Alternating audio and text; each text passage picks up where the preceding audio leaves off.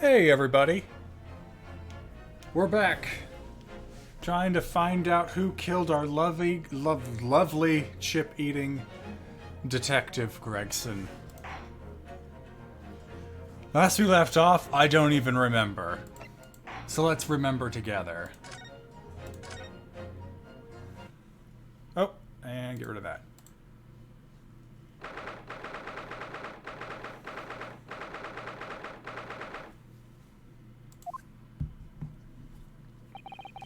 I still can't quite believe what just happened. I can't quite remember what just happened, so clue me back in, game, please. Pretty please.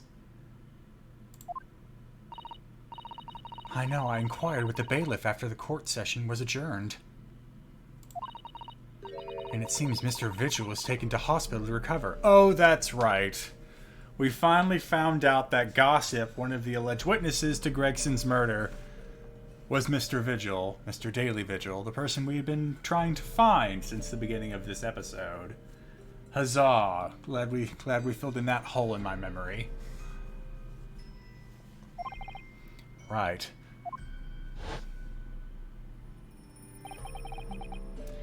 Yeah, by the way, you botched your execution, now you're fired.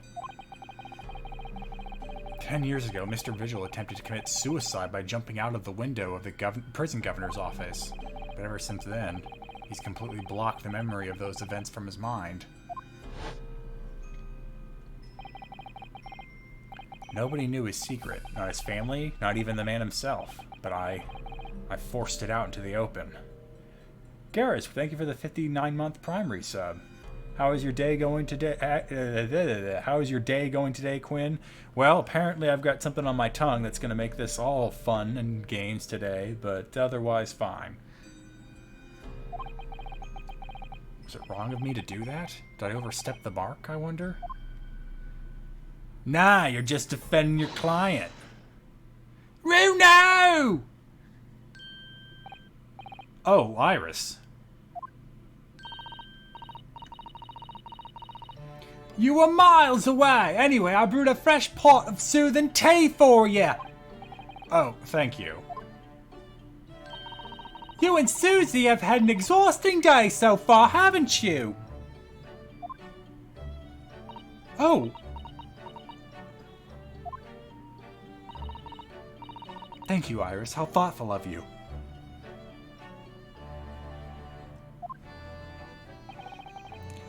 Do you happen to know where Mr. Sholmes is? When we came out of the courtroom back into the defendant's antechamber, he disappeared. Oh, no, I don't know. He just suddenly sprang to his feet and left. All he said was, I must leave. I wonder if he's pursuing the mystery of Inspector Gregson's death. Probably not. He's just trying to pay the rent. Well, you know what Early's always saying, don't you? There are mysteries in this world that should perhaps never be solved. For the construction of a solution that comes only at the expense of the destruction of something else. What does that mean? He knows very well that when you open someone else's old wounds, you often open your own, too. But he just can't take his own advice and leave well enough alone. Solving mysteries is too important to him.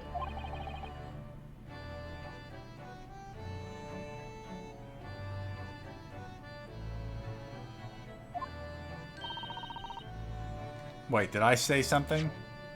Yeah, that's so true. But that's what I like about Hurley after all.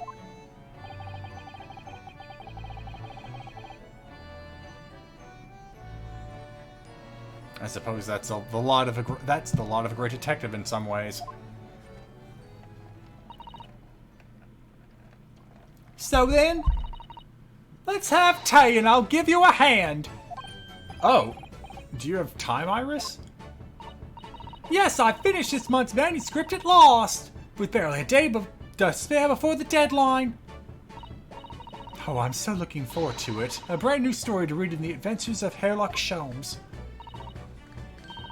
You know, I always hide Early's violin in the days before I have a deadline. You do? Poor Mr. Sholmes. I'm sure that's very wise, Iris. How sensible of you. Now then, my dear fellows, let's make a plan of action before we continue our investigation. Now. Alright, so anyway, about this morning's trial. So how'd it go in court this morning? Well, we still don't know the truth about what really happened, but one thing's increasingly clear. My client definitely didn't do it. Oh, goody! Yes, that's right. We managed to uncover several new facts as well. Oh, really? And there was another development too. Kazuma. Yes, it's quite clear now that Kazuma-sama is not himself. The way he's acting, it's almost as if he's possessed.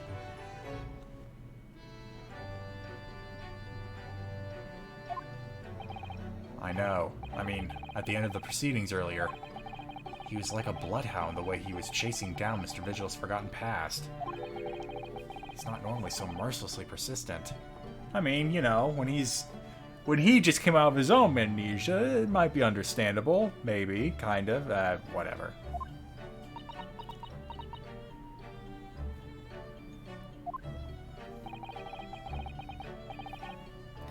What's going on in his head, I wonder? I really need to sit down with Kazuma and try to understand what he's going through.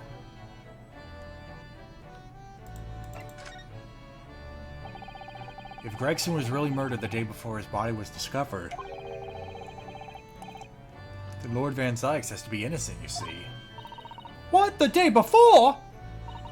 Well, that should be easy enough to work out, just by examining the corpse, surely. Yes, you would expect so, but curiously, no time of death was included in the autopsy report. That is curious. There are still unanswered questions about Lord Van Zeiks, though, aren't there? Oh, you mean... I mean, what was he doing there on Fresno Street that day in the first place? Well, according to the man's testimony, he said he was investigating Inspector Gregson, didn't he? And it turns out that little room was actually the inspector's secret office. Oh, that sounds like it has all the makings of a wonderfully devilish plot! But then why was that notice board in there covered in all those particular papers? Papers are cases with links to the Reaper. I'm starting to get a bad feeling about all this. Oh dear, it sounds more like something horribly devilish. We must start by looking into Inspector Gregson's movements of late.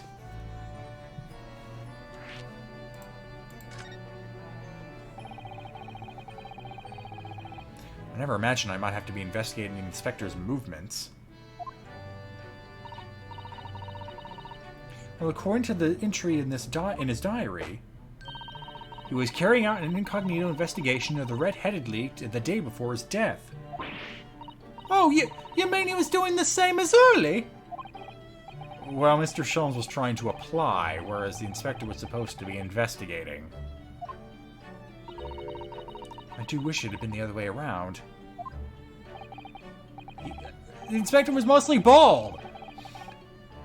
No way he could dye his hair. Anyway, as it turns out, the Inspector who went to investigate the Red-Headed League that day wasn't actually Gregson at all. It was Mr. Vigil, in possession of Gregson's identification.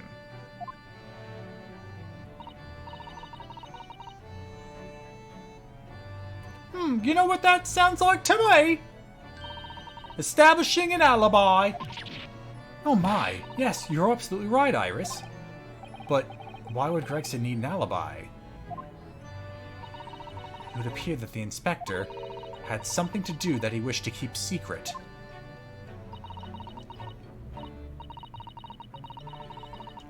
I don't believe it. I always thought he was just a harmless lover of fish and chips. Perhaps they were seasoned with something a little more potent than salt and vinegar. The only kind of spice British people like. Don't you dare put pepper on it. I think perhaps we should try to move away from food analogies. Well, anyway, if Lord Van Zeiks felt the need to investigate Gregson... Yes, I agree. We must try to find out what he knows.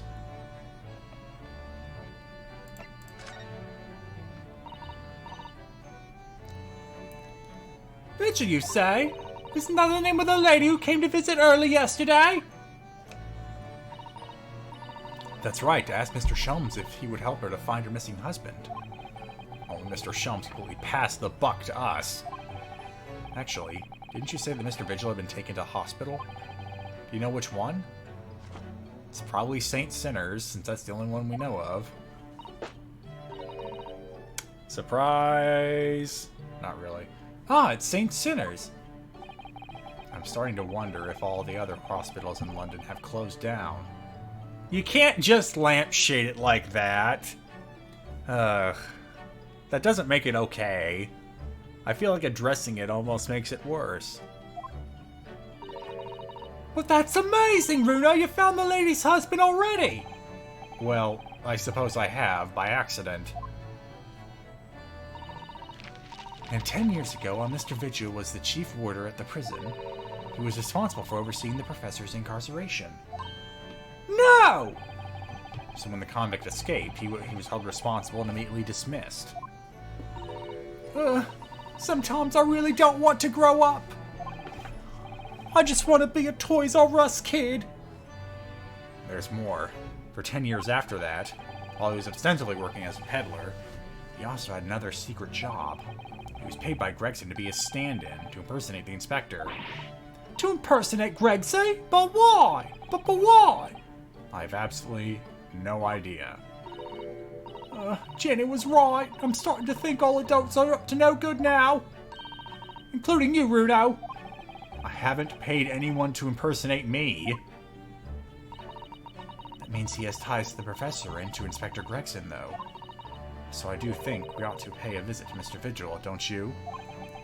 Back to St. Sinners, then.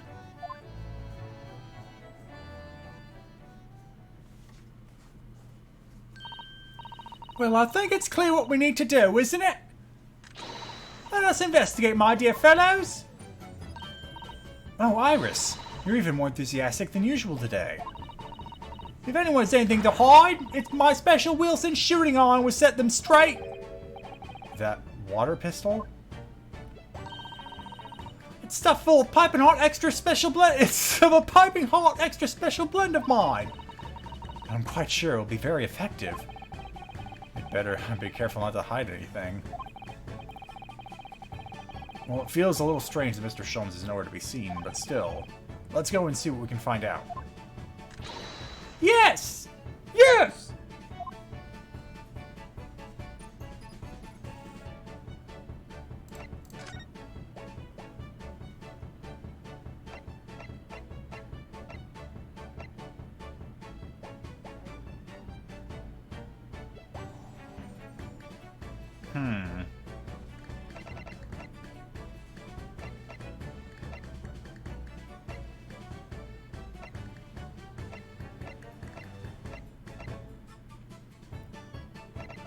Well, it feels like the game is telling me actually not to go to St. Sinners yet, but to actually go to the Lord Chief Justice's office, so...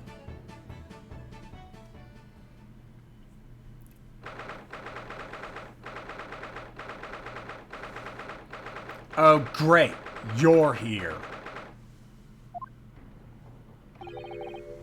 No arguments, Professor Sogi. Prosecutor Sogi. Sorry. Freudian slip there. You will continue with the trial exactly as I instructed, is that clear? Perfectly. It's Kazuma-sama! Defying Lord Strongheart by the sound of it. Does it? Sounds like he's agreeing with him. He never did know when to back down.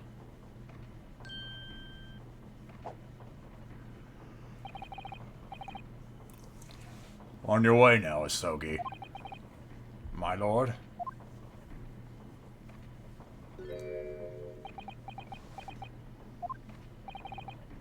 Kazuma. Bitch just walked on by.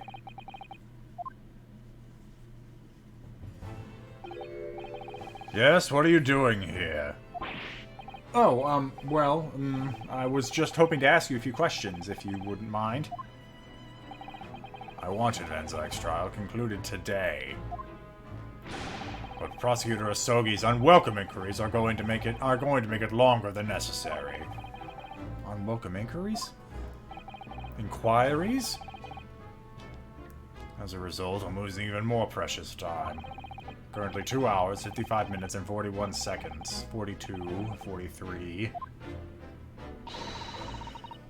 Then we must resolve everything before 3 hours have passed, Mr. Naruhodo.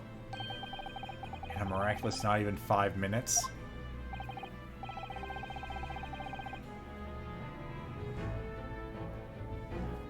Anyway, I can't let the man's obvious bad mood put me off. I need information.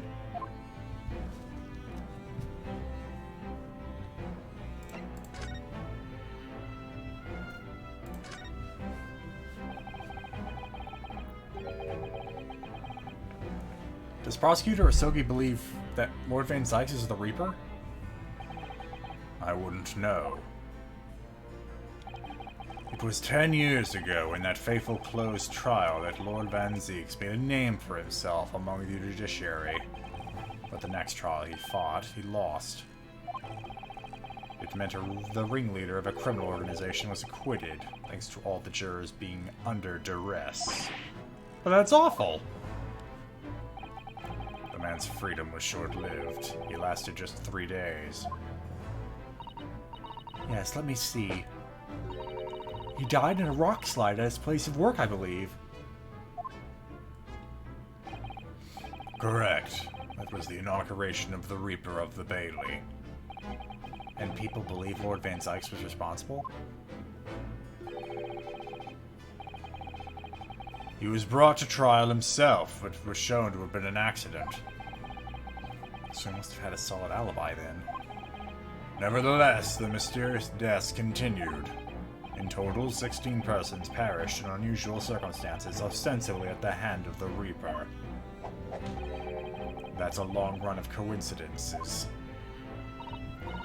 Well, the Reaper's true identity may well be revealed by this trial. And the impact of that revelation would have on the British public cannot be understated. Is that why it's a closed trial? Precisely.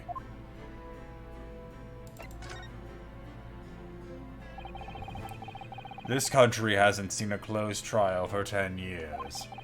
So the last one was the Professor's? Trial of Genshin Sogi? Correct. Actually, we heard that originally you were going to prosecute that trial yourself, Lord Strongheart. Van Zeiks entreated me to relinquish the prosecution to him, that he might avenge his brother's death. And here we are, 10 years later, with the son of the man Van Zeiks had condemned now looking to avenge his father's death the same way. I do say that what goes around comes around. However, it would seem that the new young prosecutor is harboring some ulterior motive as well. Kazuma is? I like my organization to be run smoothly in the exact manner that I prescribe. As with the giant clock in here, I won't tolerate a single cog being out of step with the others. Ah, so that's what all these gears are about in here. If the young man refuses to mesh with the other parts of my great machine, I will be forced to take steps. What do you mean? Not something with which you need to concern yourself. In any case, all your questions will be answered tomorrow. Huh?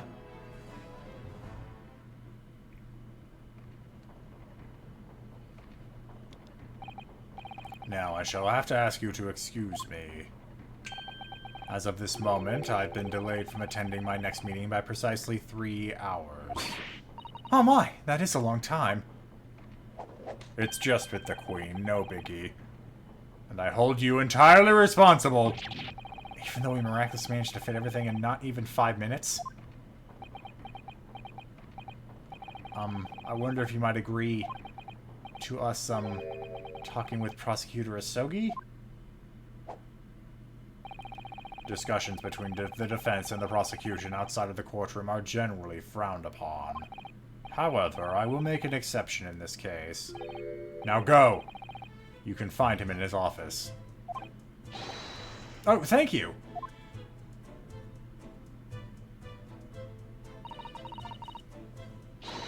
Let's go see him at once, Mr. Naruhodo. Cosmo's my best friend in the world, but I'm really not at all sure I know how to talk to him at this moment.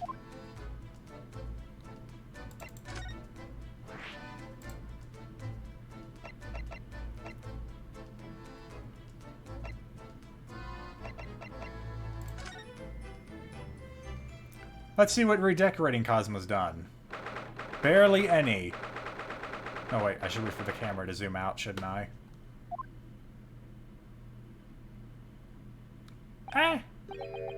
Well, good to see they usually make something like that. So this is the office of Prosecutor Sogi now, is it? Cosmo-sama is doing so well for himself. Even though he's always forced to kneel on the floor Japanese style in that dark corner. It's this habit to sit Sensei style whenever he's working.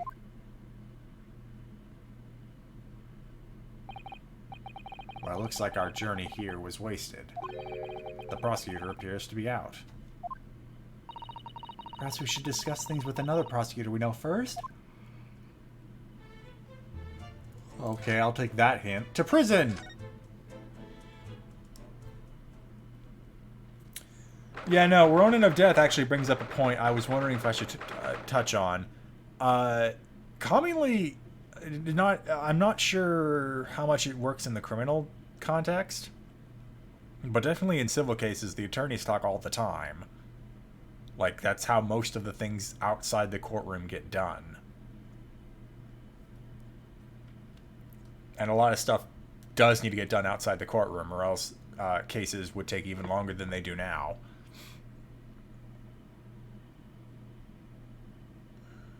Oh yeah, and then plea bargains and all that stuff. Yeah, no, attorneys talking only inside the courtroom is very silly to bring up. Oh, he got the #1 prison cell. Good for him. Uh-oh, Iris has got her head things on. Lord Van Zeiks is reading. Look. He doesn't seem like he wants visitors, does he? But he must have noticed that we're here, surely.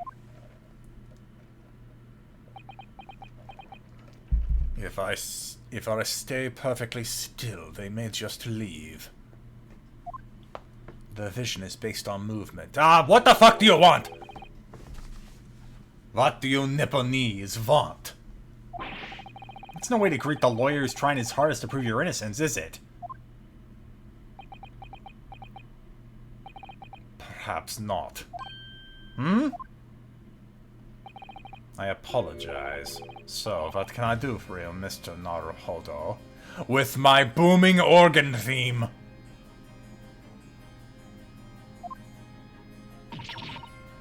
Lord Van Zeiks, speaking earnestly.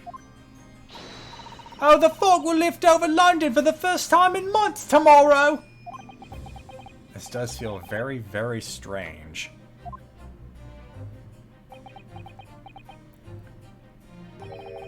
I must say, I was impressed. Oh, well, thank you.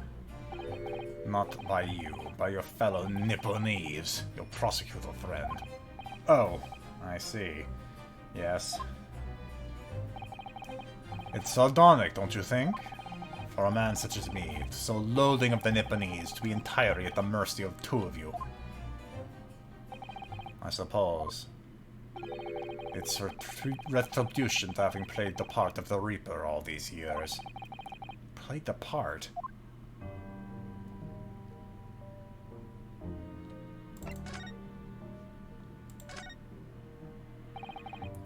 You once told me that you gladly allowed people to believe you were the Reaper, because it helped reduce the amount of serious crime that took place in London.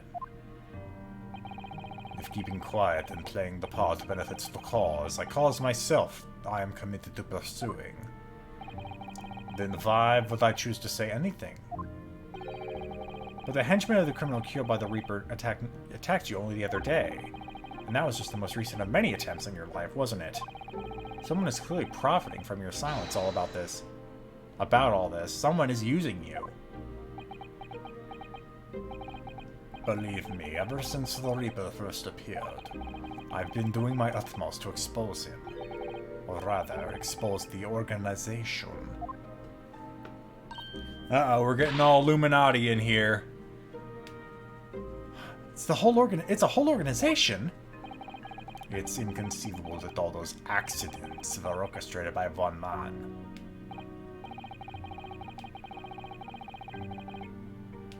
No, the Reaper always appears to have very accurate information about the accused in each case, which can only mean that somebody at Scotland Yard is involved.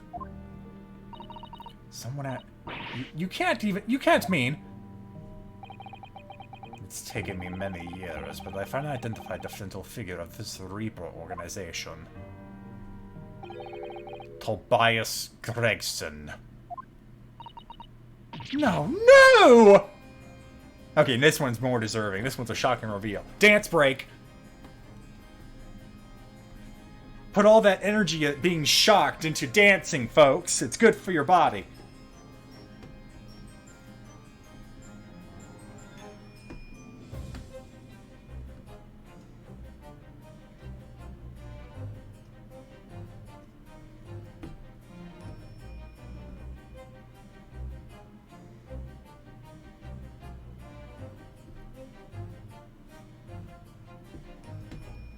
Alright, enough of that. Gregson, the Reaper? He's so incompetent, though. So the reason you were investigating Inspector Gregson is because you intended to expose him as the Reaper? As I said, the Reaper of the Bailey is no single person. Where is my hallowed drink? It is a highly secret organization with close ties to Scotland Yard. But there's no doubt that Gregson was a key member of that organization. I don't believe it. Are you implying that that he was behind all those awful criminals meeting there? Gregson didn't do the dirty work himself. No. He was the tactician. His job was to covertly investigate the marks and plot their assassinations. In order to do that without arousing suspicion, he regularly needed a firm alibi. Which is where Mr. Vigil came in, posing as the inspector. Vigil knows nothing of the Reaper, but the room he rents on Fresno Street was almost certainly the headquarters of the operation. Gregson would have met the assassin there for briefings. So we don't actually know who carried out the killings then. Actually, I do have a name. Neil Strongheart. You what? Well, if you can name the man, you have the true identity of the Reaper already then. Or, if I can name the woman. Oh. She's a young woman by the name of Asai Shin. Her name is literally Assassin.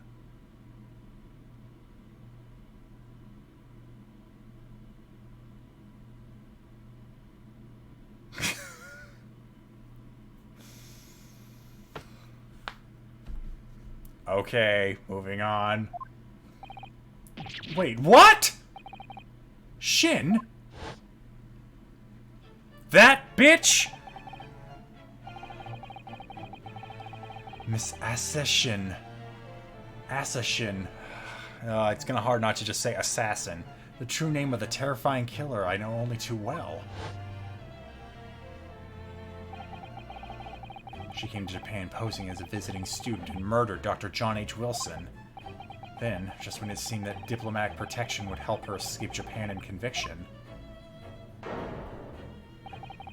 The mysterious woman was herself murdered in a small summer beach hut.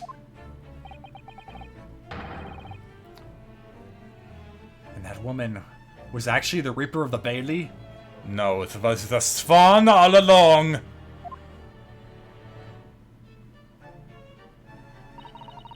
Mr. Naruhodo, this perhaps isn't the place to discuss. No, of course not. We can't mention it here. The fact that she killed Dr. John H. Wilson, because Iris doesn't know it, and it's very, very likely that the man was her father. Asashin. I should let father know at once. Yes, I agree. But first, just a little bit more with Reaper here. Wink, wink. Kazuma, isn't it? Kazuma Asogi. You say he's a friend of yours. My best friend.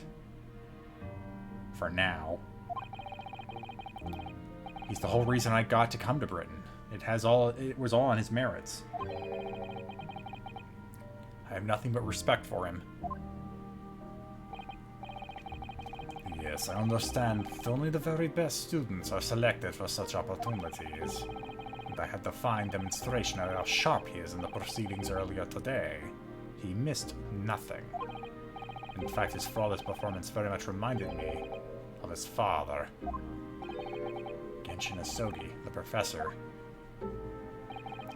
It's true that the aristocracy at the time was the root of numerous grave societal problems.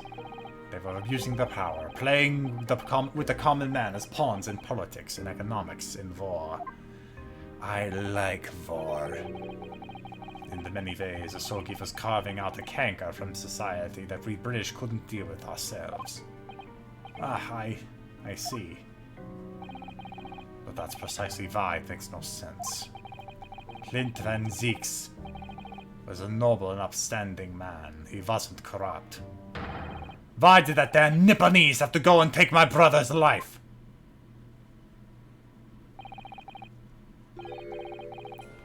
In spite of having once saved mine. He saved your life? How did that happen? Click on this button to know more. It was 10 years ago, on a foggy night. What was to be the professor's final strike had sent a wave of panic through the capital.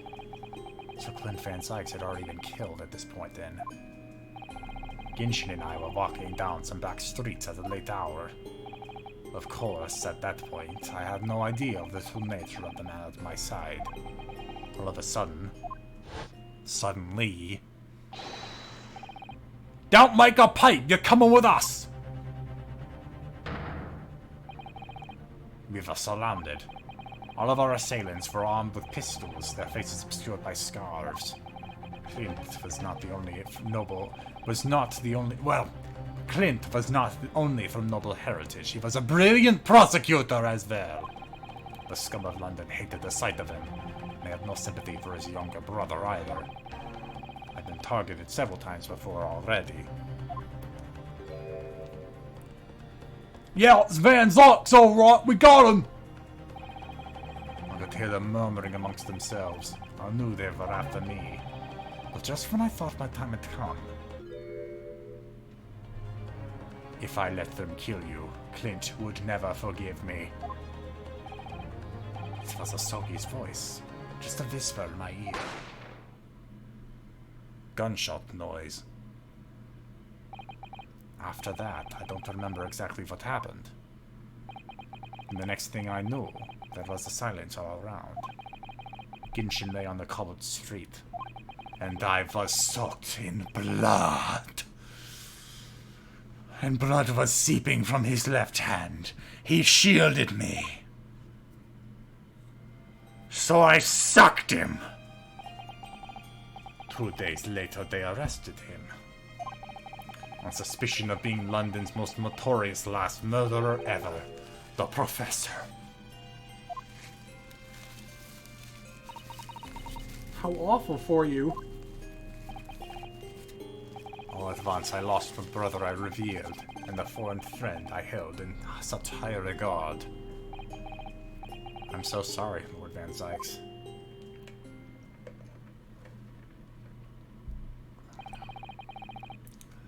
That's the end of my miserable tale. I never thought I'd recount it to anyone. Well, thank you for confiding in me. The Professor, the Reaper, and Inspector Gregson. That sounds like a great walk into a bar joke, but I don't have any punchlines. I wonder just how intimately related they all are. I still can't quite believe that Gregson was essentially the Reaper, giving assassination orders to Giselle Brett. Mr. Naruhodo, let's go inform my father. Don't know why this theme is breaking out now, but okay. I'm sure our government will want to hear about this new information. Oh, that means I get to meet your daddy, Susie! Hooray! Yes, alright. Let's head back to the Great Waterloo Hotel, then.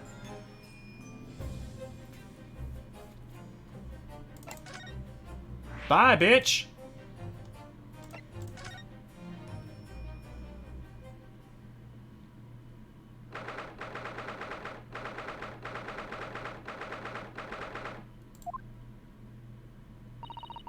I thought yesterday and think of it.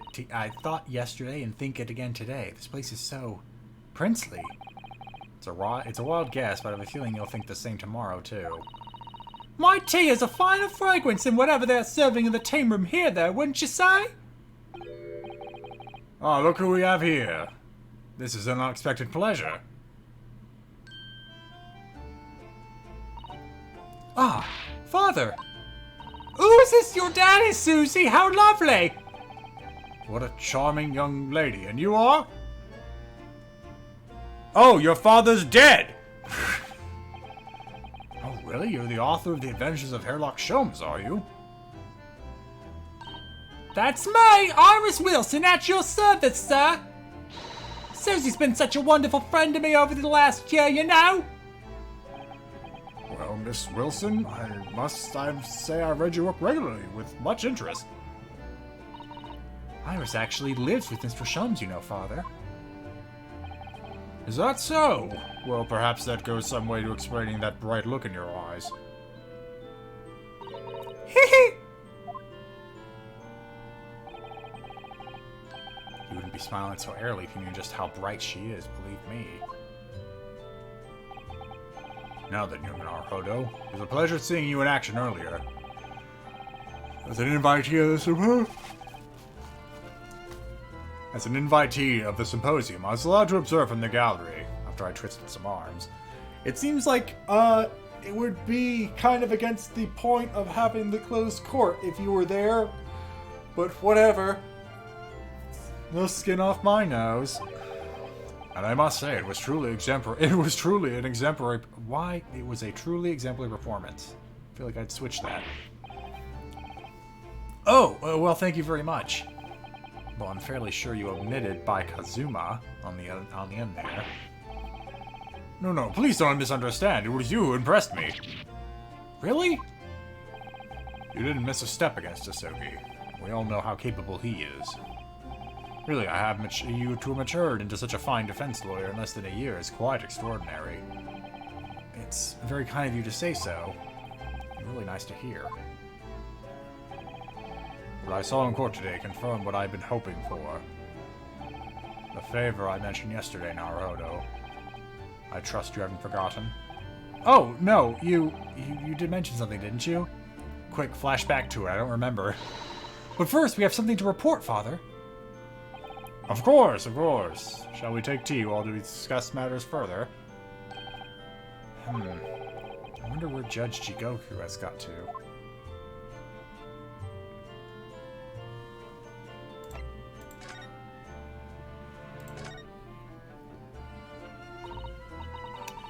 Father, you know about the so-called Reaper of the Bailey? I've heard rumors. Some members of the judiciary explained it all to me yesterday. Of course, when I was visiting a student here in London, the Reaper was yet to emerge. Right, he didn't appear until after that case with the visiting students hurrying to return home. Lord van Zeiks, who was in the dock yesterday. That was Barok, the younger brother of Clint van Zeiks, I believe. That's right, and he's known throughout London as the Reaper, as you've heard. But the truth is, it wasn't him behind all those mysterious deaths. It was somebody else. I see. So what you're saying is there's been a professional killer at work here? Exactly. Someone by the name of... Assassin, in fact. I beg your pardon?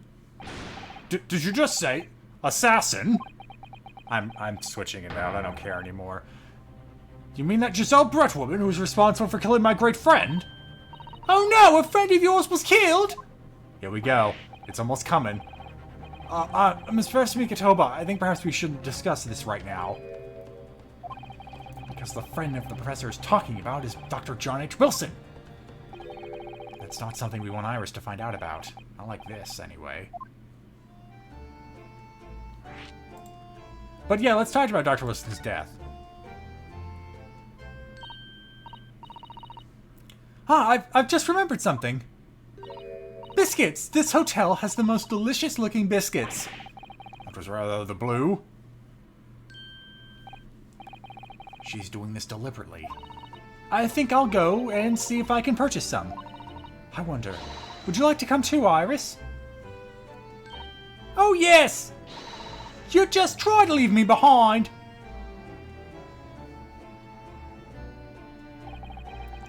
So that young girl is called Iris Wilson, is she? Yes, that's right. She's the author of all those adventure stories starring the great Detective Sholmes. The name of the credited author isn't Iris, is it? It's Dr. John H. Wilson. Yes, I know. What's the name of her father, you see? Her father? Dr. John H. Wilson. I was deeply indebted to the man for all the kindness he showed me during my time in London. That's why I was keen to reciprocate and invite him to the Imperial Yume University 4 years ago. But he was murdered last year by Giselle Brett. Why? Why would the hand of the Reaper stretch all the way to Japan? Iris knows nothing about the case, but it seems very likely that the victim, Dr. Wilson, was her father. Well, can't say that we ever spoke about his family, so I don't know if he had a daughter or not. But I think I can say with some certainty that he was never the great detective's partner. So, it could have been another Dr. Wilson, you think? Well, John and Wilson are both common names, after all. There's a million Lees in Japan. So it's probably not best to mention this to the young lady until we can be sure. That's what we thought, yes. We're back with cinnamon biscuits! Oh, they smell delicious, Iris! I think cinnamon will go very well with the tea they serve here, don't you, Susie?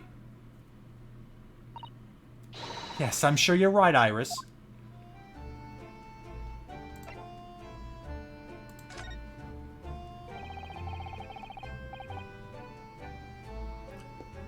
I haven't seen Judge Shigoku for a while, have you? Yeah, that guy.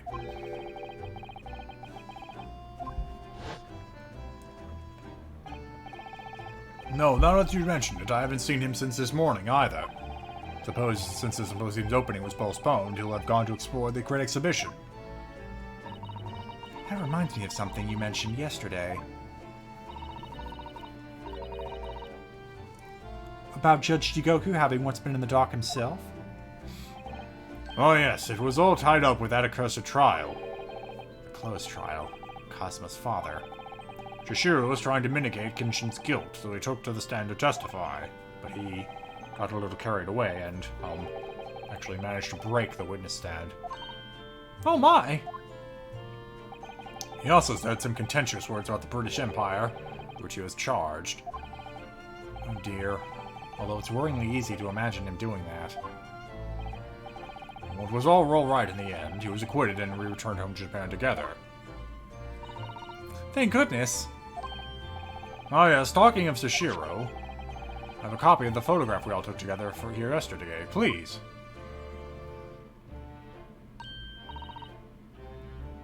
Oh, what a lovely picture. It certainly seems to shout, "We've arrived in Britain!" Why is this in the court record?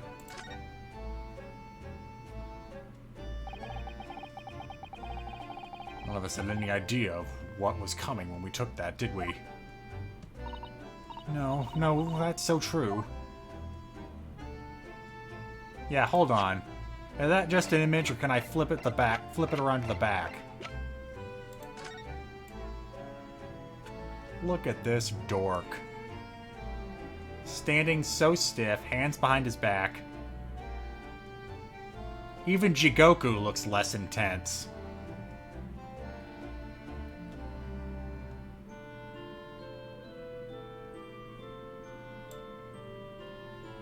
Actually, you know what? Hold on.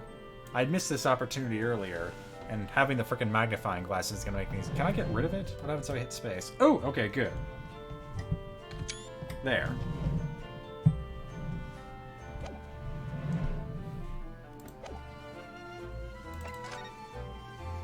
Oh, Protoss, thank you for the 59-month resub. So you mentioned a favor that you'd like to ask me.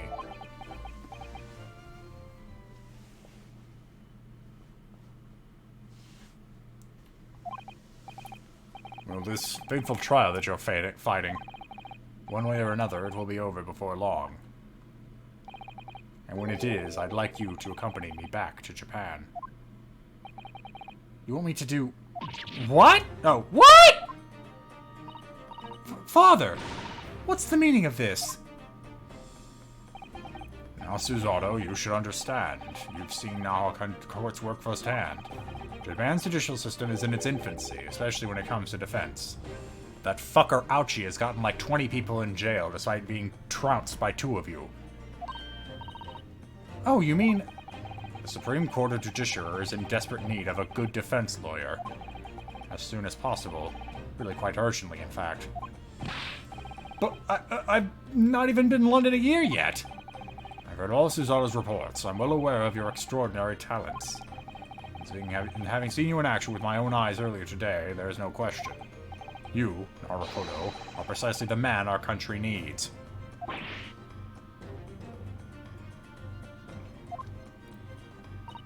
So, you've been leaving then, Runo? But then, what am I supposed to do, Father? Become a defense lawyer yourself. We need to start churning these people through. We don't even have a school yet.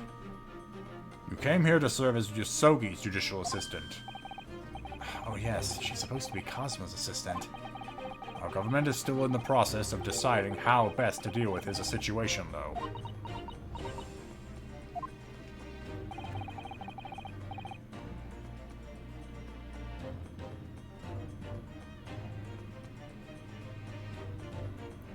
You've always chosen your own path, Susato, and I trust your judgment. In this matter also. Father! Please, the pair of you, don't look so downcast. It's merely a suggestion, you understand. A hope, if I'm honest. But I won't force you. All I ask is that you consider it, and come to a decision by the time this trial concludes. Yes, all right.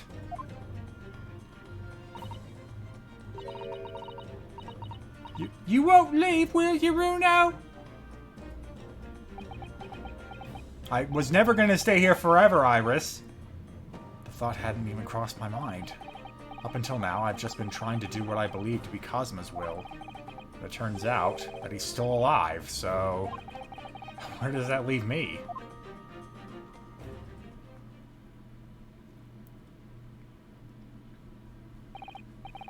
Well, if you excuse me now, I need to telegram government ministers and the Japanese police with this information about about an assassin! Of course, Father. Thank you. I look forward to next month's installment, Miss Wilson. Oh, good! And please do come to Baker Street sometime, won't you? We'd love to entertain you. And maybe make you stay here forever. I would be delighted. Best of luck for tomorrow, Naruhodo. And give my suggestion your full consideration, won't you? Yes, I will. Going back home?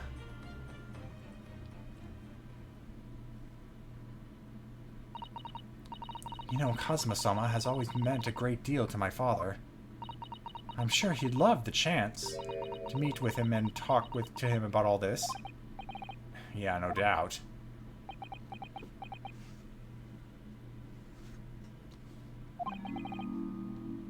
Assassin. Of course. It's so obvious. How could I have neglected to consider the possibility before now? Ah, Mr. Sholmes. Early, where have you been? Why, I joined you all for tea, of course. What an extraordinary question. I didn't notice you at all. No matter, no matter. Anyway, to more pressing concerns. Mr. Orhodo. Oh, yes? I must dispatch a telegram to your country at once. It's a matter of utmost urgency. To Japan, you mean? Tell me, to who can I trust a task? Quickly now, who? Well... My father has just now left to send a telegram to the Imperial Police Bureau of Japan himself. I see. Well, he looked reliable enough for a bearded fellow. I don't think what father sports could be considered a beard, Mr. Sholmes. There's not a moment to lose. Kindly ask your trusty unshaven father to see this sent. I will, but what is it? No questions at this time, if you please, Miss Usato. All we can do is pray. That for once, my deduction is awry. Doesn't that imply that your deductions are never normally correct, Mr. Sholmes? Which isn't exactly... Now then! You may be surprised to learn that I'm a very busy man. I certainly have no time to hide behind cities and eavesdrop on other people's conversations. So that's what joining us for tea meant.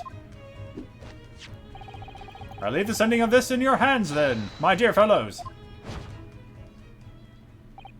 Ah, wait a minute.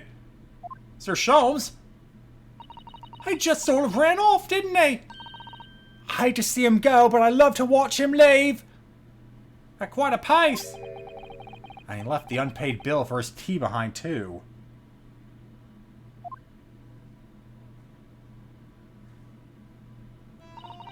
I must catch up with Father at the telegraph office at once.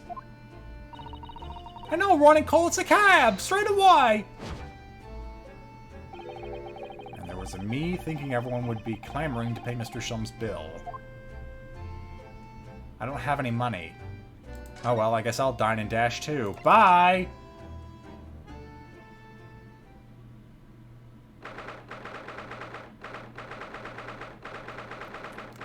We can never go back to the Waterloo Hotel. Someone write that down.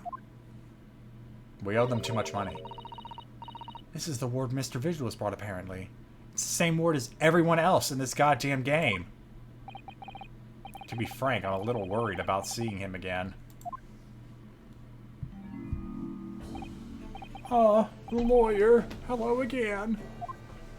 I forgot how I voiced him before. I'll just go with spineless. Are you feeling better now, Mr. Vigil? Yes, thank you. Somewhat better. I'm so sorry to have caused you to. I mean, it was because of me. I hadn't exposed your secret and forced you to remember things, so you obviously try to forget.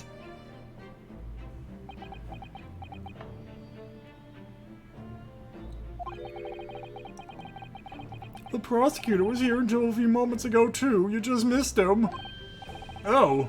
Kazuma beat us to it. He said very much the same as you. He was very apologetic. But the truth is, I brought all this upon myself. Please, don't think of it like that. Keeping it from Evie, my wife. All these years, I've carried such a sense of guilt. But that's not the worst of it. Over time, I obviously came to deceive myself as well. You mean about your dismissal? Looking back now, I'm beginning to think that perhaps Inspector Gregson didn't stumble across me by accident at all. I mean, he compensated me so generously for acting as a stand-in. He was clearly concerned for my well-being and doing what he could to help. So perhaps Gregson knew exactly what had become of Mr. Vigil all along then.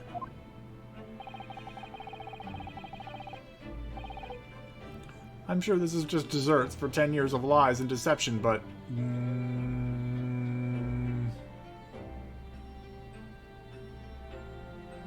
just deserts for 10 years of lies and deception, but... It wasn't me that helped the professor escape 10 years ago. It wasn't me! I swear it! I swear it's true!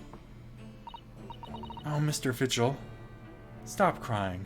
Stop crying. Stop it. Stop. Stop. Shut up. I'm sure you'd rather not dredge up even more from your past at this time, but... if possible, could you tell us exactly what really happened? Hey, Brachiozoid! Welcome, everybody. Thanks for the raid. This is, like, episode 4 of the second Great Ace Attorney game. I'm not sure if anyone cares about spoilers, but just want to let you know that's where we are. Hope you all enjoyed your Magic Doggo, wherever that came from. And also, Milla Ninja, thank you for the 64-month resub. I want to. I need to get this all off my chest. I just want someone to tell me what I should have done.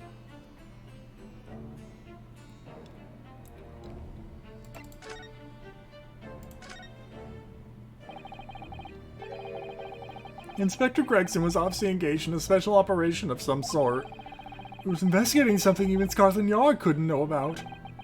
Details of the Reaper's marks, yes.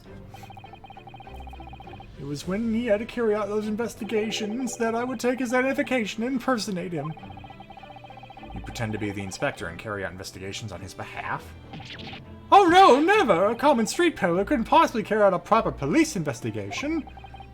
All I would do is go to the specified location and make a little hoo-ha. Hoo-ha! Just something to leave an impression so everyone there would think a detective called Gregson was here. So that's what you were doing on the day prior to the incident. Yes, he asked me to make an appearance at the park on Lime Street for the Red-Headed League event. So as usual, I flashed the inspector's identification and around and was very vocal about my presence. But then you're taken prisoner by those red-headed fraudsters.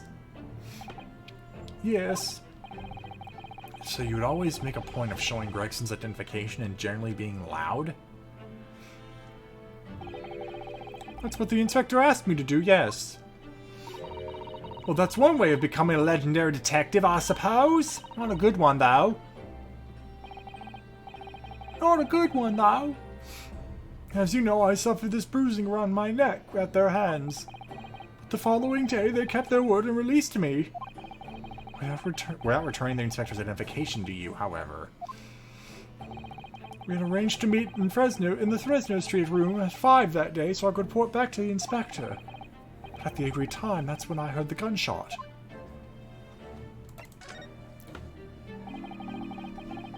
Speaking of something that happened 10 years ago. It feels like it. It was at midnight on 17th of June. 10 years ago, that was the time scheduled for the execution. But the professor's execution never actually took place, did it? Or rather, the execution itself must have been used to effect the plan of escape. I hardly dare to imagine what a chilling plan it was. Barclay was renowned for being the highest security prison in the country. Everything went in or out of the place was searched multiple times. But there was one notable exception. That really big cake we got for the governor. Or rather, one notable loophole. Something that was never questioned. Conjugal visits! I have a feeling I know what that loophole was now. The coffins into which the bodies of the executed convicts were placed, correct? Yes. Once the coroner had confirmed the death of a condemned convict, the body was taken in its coffin for immediate burial in Lowgate Cemetery, just behind the prison. The chief warder first had to sign the necessary papers. And after that, no member of staff was permitted to touch the coffin containing the body again. When executions took place, only the executioner and the coroner were permitted inside the chamber. I would wait in the adjacent room for word that the condemned convict was dead. On that occasion... Okay, well that's BS from the get-go. You're not going to keep the public from seeing an execution. That's funsies. That's a fun afternoon for your common turn-of-the-century commoner. Yes, I used commoner twice. What are you gonna do about it? Sue me? I'm a lawyer. I got all day. Also, Pirate King plays, thank you for the raid. On that occasion, once I had that confirmation, I went into the mortuary to find a lone coffin, as usual. The procedure was that I would sign the paperwork, having checked the coffin, then nail it shut. But for some reason that day, the coffin was already nailed shut. No! I didn't think anything of it at the time. I assumed that my deputy must have checked the coffin and nailed it shut before I arrived. So you mean, the coffin contained... Yes, I can only imagine that a Sogi, having escaped his execution somehow, was alive inside the coffin. The coffin was then taken out through the main gates and deposited in Lowgate Cemetery.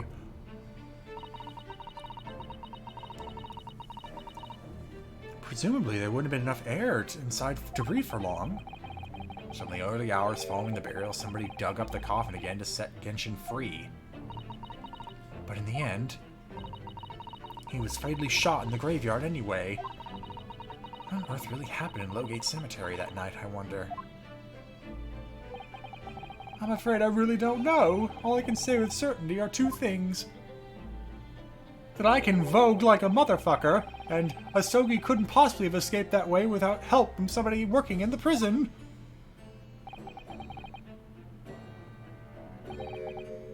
Also, I was not that person.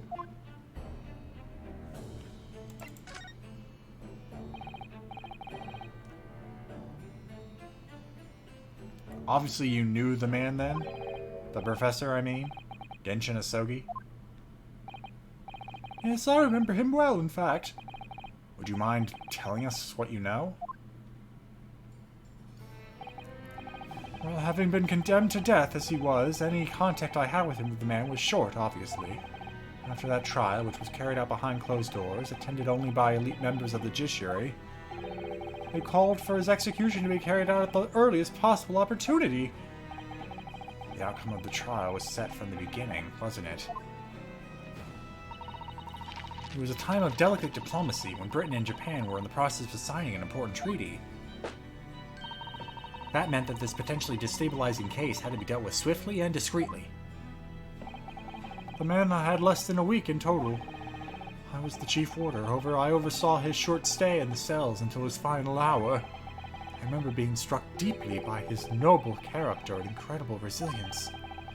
What do you mean exactly?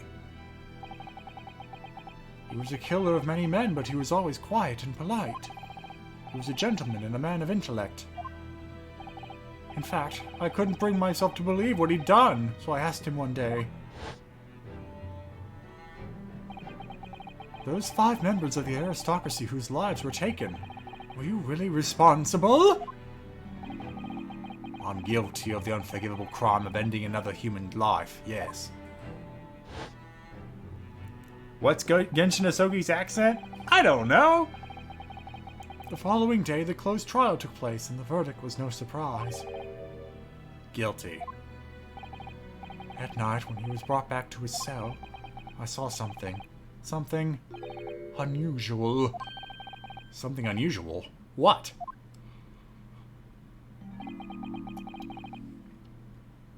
The last will and testament of Genshin Sogi. What? As I said, it was on the night following his trial after he'd been found guilty. I was doing the rounds of the cells, and when I looked into Sogi's, I noticed that he seemed to have a sheet of paper in his hand. Ah, his last will and testament then, presumably. As soon as he noticed me, he hurriedly shoved it behind his back. But why did you find that so unusual? Isn't it normal for a man to pen his will when he knows his death is nigh?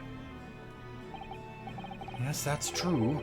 But there were special conditions to Sogi's incarceration, you see. What sort of conditions? Well, even though he was held in a cell designed for condemned inmates, he was allowed to keep his personal effects with him, with one exception, his sword. Really? He was allowed his things? That is unusual, certainly.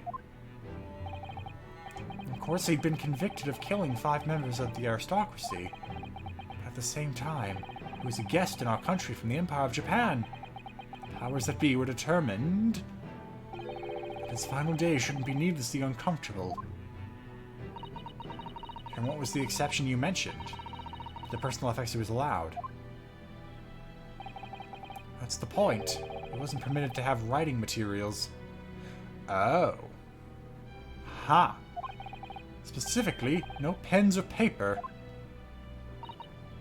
So, he was prevented from leaving any written record of what had happened to him. Yes, that was the long and short of it. I have no idea where he obtained that paper. Any writing materials would have been confiscated from him upon his incarceration. As I said, he'd hid the paper behind his back, and then he pleaded with me. What did you just hide behind your back? Please turn a blind eye. This is my lifeline. But you know it's against the rules. You're the only person who's sane. You just agree to keep quiet. Why am I wearing the same clothes I'm wearing 10 years from now? Alright then, but what's on that paper? The last will and testament. This will is the only weapon I have left now.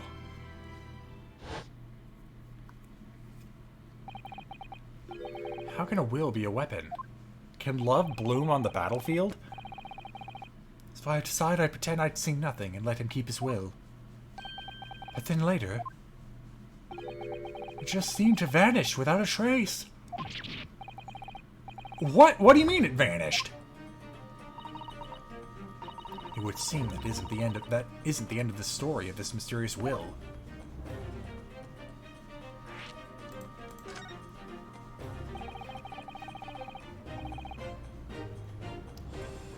I was the only person who saw Sogi's will, but somehow it disappeared. It was after Sogi's execution, which was actually an elaborate jailbreak. The warders gathered up Sogi's possessions that were in his cell. They were all to be sent back to his family home in Japan, you see. To poor Kazuma-sama. And you're saying that it wasn't anywhere to be found among his personal effects? The will, I mean. That's right, although I didn't search through them myself. But Governor Caden was livid. He was screaming, "Can you have disappeared completely?" That doesn't quite make sense, though, does it? In what way? Well, we understood that only Mr. Vigil was aware of the will's existence. In which case, how did the prisoner governor know to look for it? Oh yeah, you're right! I really don't know how he knew. It certainly seemed as though he knew of the will's existence from the outset. Only he didn't refer to it as a will. What he said was, "The Sogi papers." The Sogi papers? I really can't tell you anything of the subsequent events. Because, well, of what happened. Your dismissal, and the way you blocked it all from your memory. I'd forgotten all this until today. I don't suppose it's relevant to the case, though. Well, anyway, thank you very much for sharing with us, Mr. Vigil. We're very grateful. By the way, your wife is livid.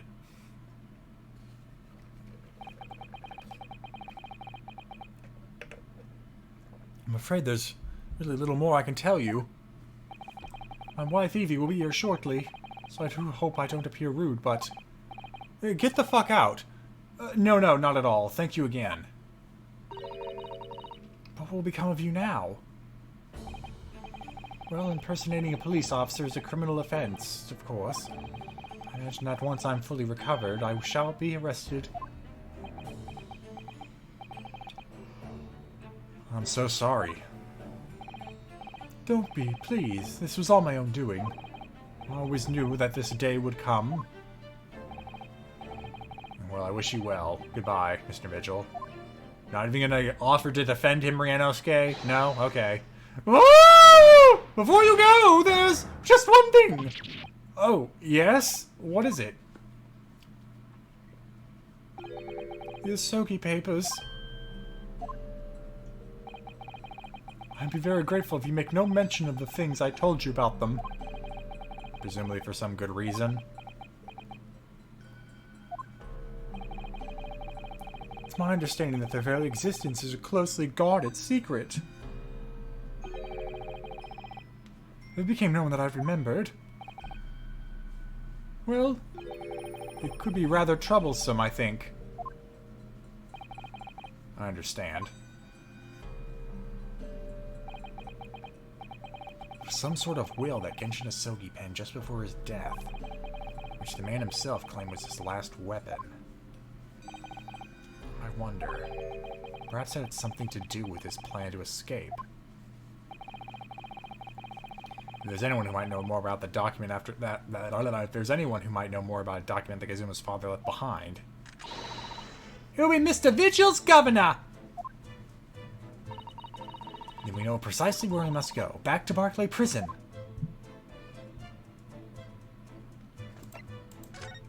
Kind of being led around by the nose, aren't we? But I guess it's better than me just constantly popping into a location like the prosecutor's office and going, "Where's Kazuma?" Everyone should be when he's ever not on screen, people should be asking, "Where's Kazuma?"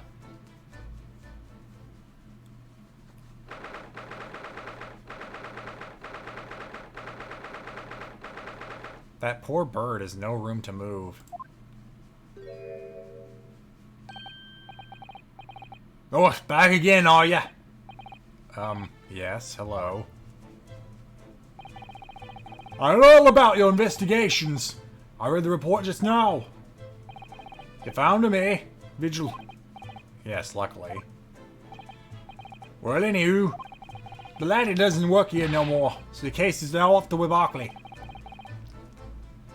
I would like you to get a warm idea about that. Of course, yes. Mr. Vigil stopped working here 10 years ago now, so... Yes, we've seen his dismissal now, this hasn't we? He was given the chop! Aye, Kimmer. You came very well. So how about the handcuff biscuit?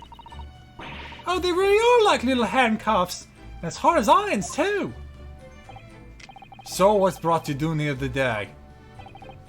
Well, there's something else we'd like to ask you about, actually. That's you.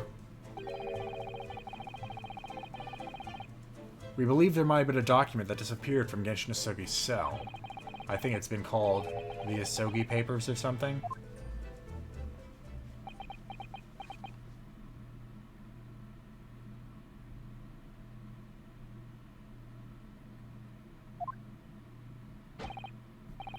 Did I not say Gregson's death is not due with things that might have happened to Barclay?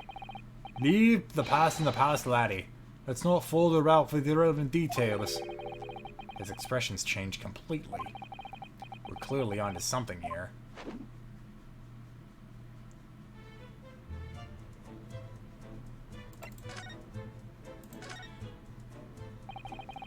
That murderer's botched execution, and the whole miserable escape. But Barclay's darkest hour, aye. A shocking embarrassment. Because the convict had a collaborator on the prison staff, you mean? Aye, for shame.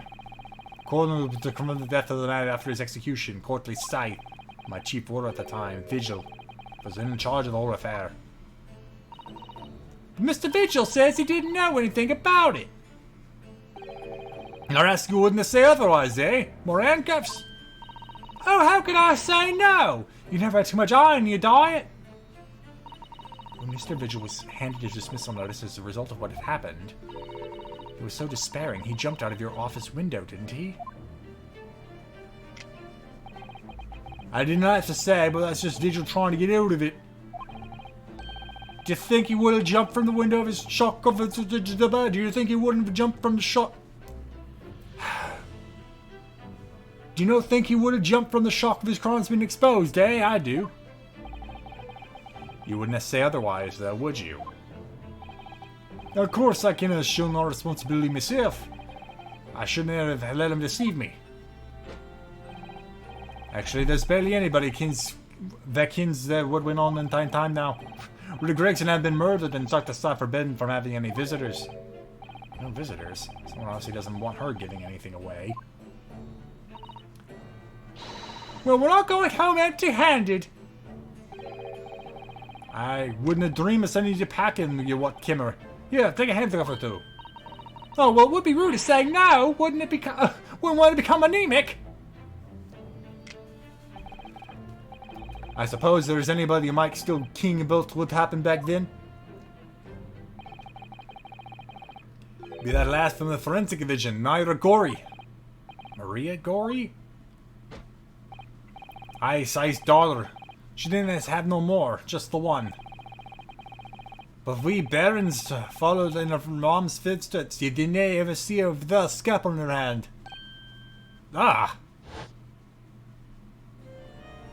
That creepy girl. Mama, what's this?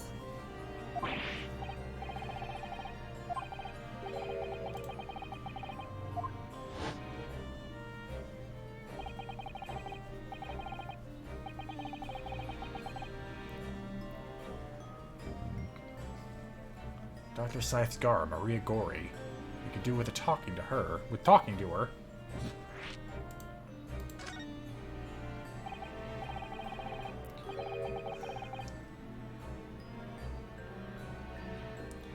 So, she's Dr. Scythe's daughter, but her surname is Gorey? Aye, there's some family history, I'm sure, but I didn't keen in the ins or outs of it. She grew up watching her mom working with the bodies of folk who died in strange circumstances. Decided to do the same with her own life. Cannot understand it myself. Perhaps she was driven by a deep respect for her mother. Perhaps. Anywho, she was in charge of Gregson's autopsy, I believe. Right, and the coroner responsible for this incomplete report. Someone told me once that a wee lassie always loved her mom's stories about cutting up bodies. There's even a rumor that she used to listen to the funeral march as a lullaby. Well then perhaps her mother might have told her about the autopsy from the case 10 years ago. I'd say there's a fighting chance at least. After all, it was a life-changing case for all of us. I really need to speak to Miss Gorey herself about this, I think. Well, thank you very much. I'm not happy about any part of this. It took years for Londoners to finally forget about the whole professor business. Can you no give up on this, laddie? Stop asking pointless questions. I'm sorry. I don't like dredging up these painful memories for everyone. Can you not just stay away now? Leave me alone and me didn't come back here, nah? So about those papers. How you gonna know about that, laddie? There's no many folk here in the prison who'd heard of those papers. Ah, well, I can't tell him Mr. Vigil told me. Mrs. Vigil told me. I'm afraid our sources must remain confidential, sir. We've been led to believe the papers are actually a last will and testament. Is that right? The professor's, or rather, Genshin Sogi's.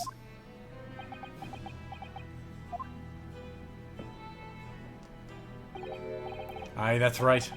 You're well informed, Jimmy. Oh, is that the end of the silent treatment? But then after the convict's execution, it mysteriously vanished from his cell, didn't it? Heavens no! You're off at half-cocked there. Think you didn't have quite your facts straight. It was there in the cell, exactly where it should have been. Oh. Well, we heard elsewhere.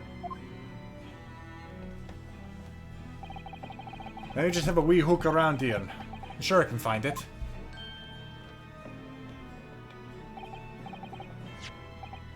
Ah, here you are, see? The last will and testament of Genshin Sogi, written with a calligraphy brush. Of course, I cannot read a word of those Japanese squiggles.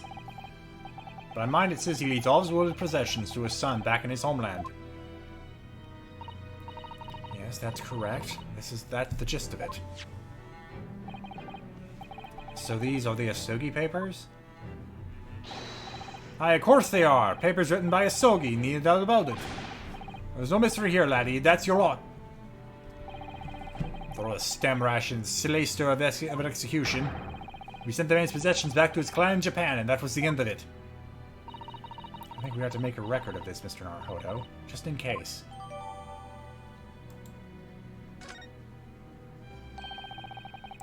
One thing before you go on your way, Mr. Naruhodo. Oh, yes? Those papers are now to do with Gregson's death. I prefer it if you didn't make no mention of them outside of this office. Or rather, I wouldn't just prefer it, consider it an order from the highest levels of over-government. I understand. Kinda.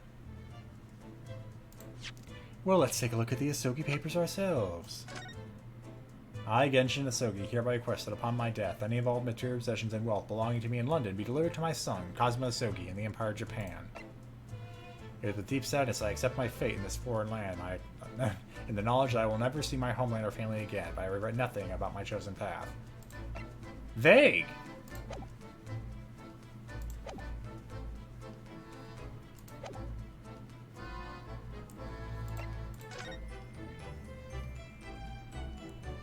Alright, where should we go now? I guess that just leaves the prosecutor's office.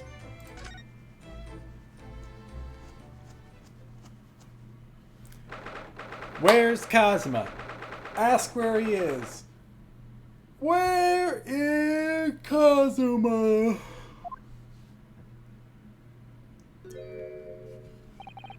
There you are. Kazuma. What? I thought it would be long before you paid me a visit, Ryunosuke. Ryunosuke. I was right about what I said, wasn't I? Sorry? As you have all the makings of a great defense lawyer. Well, I always believed that you fulfill your dream of advocating in the British courts. I just never imagined for 1 second that it would be as a prosecutor. Seeing you stand in a foreign courtroom so gallantly realizing your dream, Kazuma-sama, I'm truly happy for you. I am truly thankful to you, Judicial Assistant Mikatoba.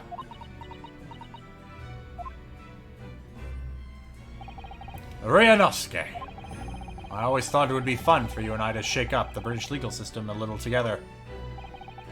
This isn't quite how I envisioned it, but I suppose it's just another twist of fate. I've learned a lot of things during my time in London. About how Susato-san's father was himself a visiting student here once, along with Judge Chiyoku, and about what happened with your father. Then you'll have no difficulty understanding why I had no choice, why I had to find a way to get to Britain as a visiting student myself. I want to hear it from you, Kazuma. As you wish, Ryunosuke Naruhodo.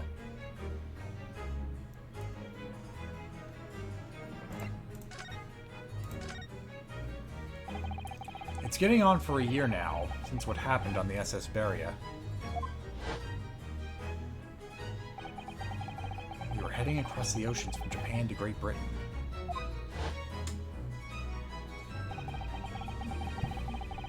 When a bizarre series of coincidences led to those tragic events. I thought I'd lost my best friend forever. I must have been unconscious for a long time. When I woke, I was lying on a bed. It was a narrow little room. There was a posy of flowers and by my pillow. It took me a little while to realize that I was in the cabin of a ship. I slipped out of the room and headed up to the deck. Were you already suffering from amnesia at that point? Yes. I didn't know what had happened, or where I was. It was just a voice in my head. You have something you have to do. Something no one else can know about. Go to Great Britain. Your task awaits you there.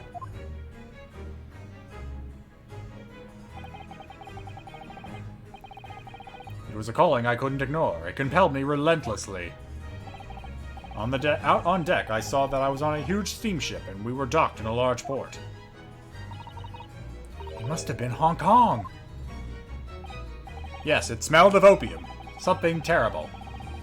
Yes, it must have been, presumably just before they were due to carry your body off of the ship.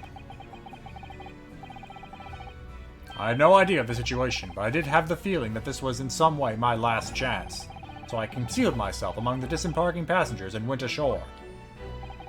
Then I disappeared into the crowded streets of that foreign port city, so I could plan my onward journey to Great Britain.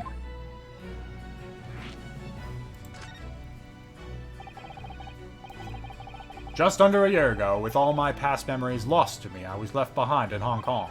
Everything was foreign to me. The sights, the sounds, the smells. My head reeled. I was truly at a loss. I realize now that I had escaped as a dead man, with nothing but my clothes on my back. No money, of course. Oh, how terrifying for you. Luckily, though, I had true feathers in my cap. I sold my ever-blowing headband for some money and used that to start my journey. One being your knowledge of English, I suppose? That's right.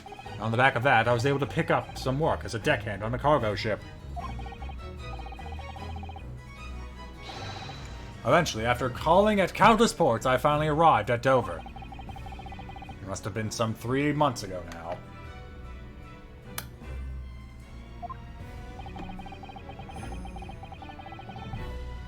Your formidable tenacity of purpose is showing itself again. I mean, the man had lost his memory and had literally nothing to his name. But he still managed to make his way to London on the opposite side of the world. Of course, I had no idea why I'd moved heaven and earth to get here at that point. So how did you end up becoming Lord Van Zeiks' apprentice then? That can only be called an extraordinary stroke of luck, really. You see, I was stopped on the border because I had no papers. They took me straight to Scotland Yard. And by sheer coincidence, Lord Strongheart was there to attend a meeting. That's when the second feather in my cap came into play. That have been your knowledge of the law? Yes, exactly. Lord Strongheart was curious about an Easterner with intimate knowledge of British law. He took me back with him to the Supreme Court and assigned me to the prosecutor's office. And then 9 days ago, you finally got your memory back after the trial involving Drebber. Yes, I did.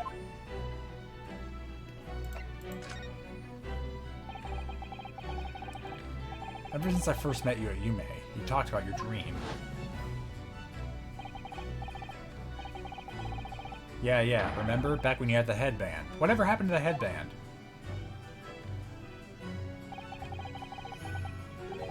Did you know the entire time about what happened to your father here? "16 years ago.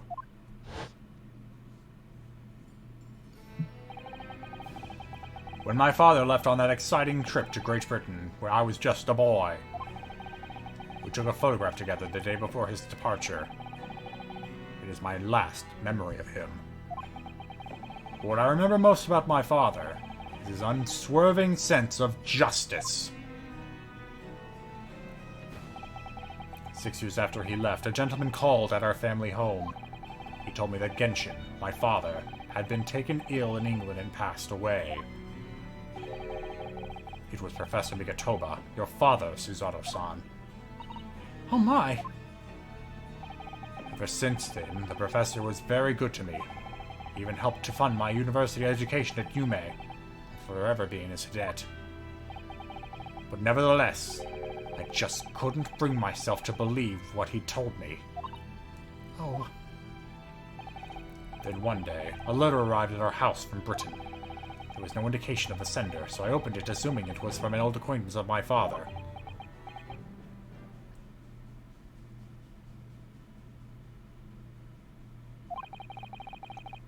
What I read in that letter changed my entire life. What did it say? It said that my father had been a mass murderer, and the writer cursed the Sogi name. Oh no!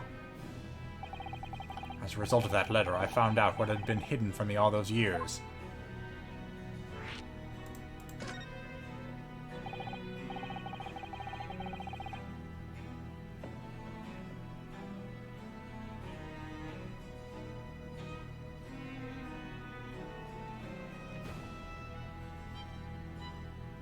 Presumably the letter was sent from a relative of one of the victims. If whoever it was had been a member of the judiciary, he could have been present at that closed trial. The letter revealed that my father had been sentenced to death, executed for being a killer. I'm so sorry you had to find out that way. I imagine the British government did its very best to silence whoever sent that letter. But someone who knew the truth and couldn't bear the resentment was always going to be a problem. But still, it could have been written by anyone. Why would you believe such a thing?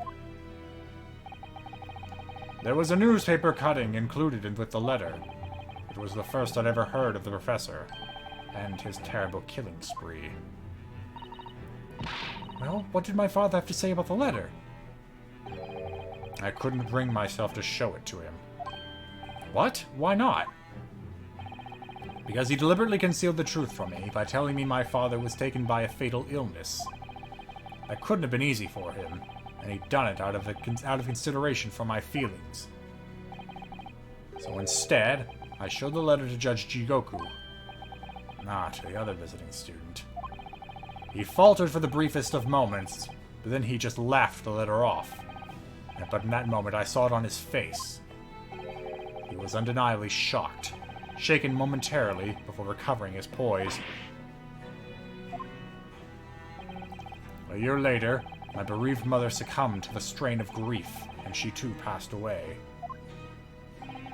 That's when I made up my mind that one day, without fail, I would cross the seas to Britain and seek the truth for myself. The truth about my father, Genshin Sogi. And I wouldn't let anyone stand in my way. Oh, Kazuma-sama.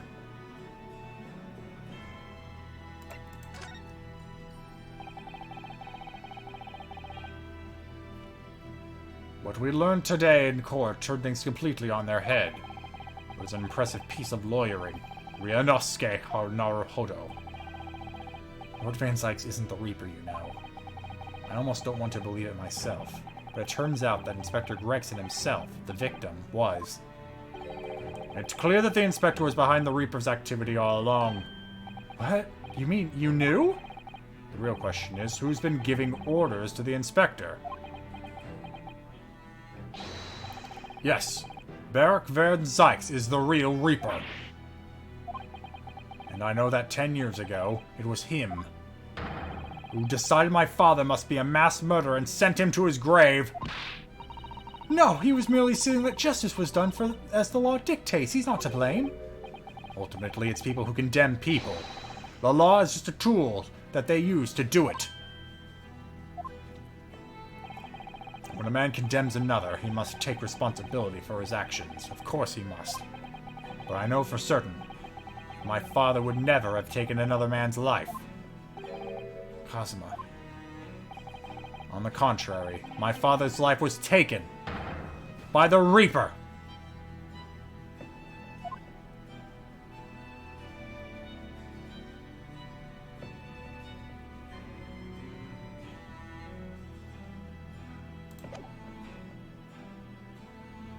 Okay, well, I guess it's the end of that conversation.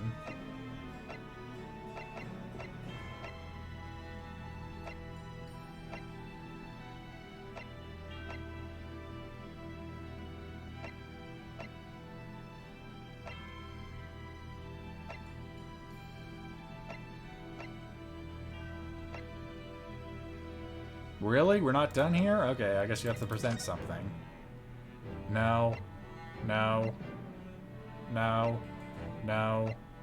No. No. No. No.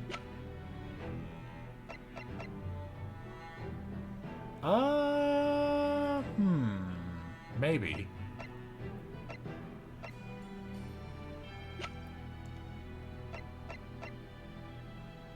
Oh, well, yeah, definitely. What happens if we give you this?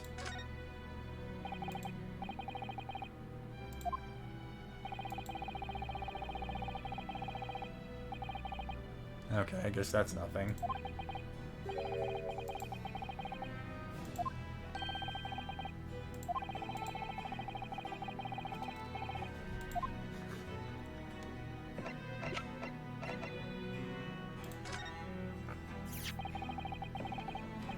Oh, okay. This came up in the trial, didn't it?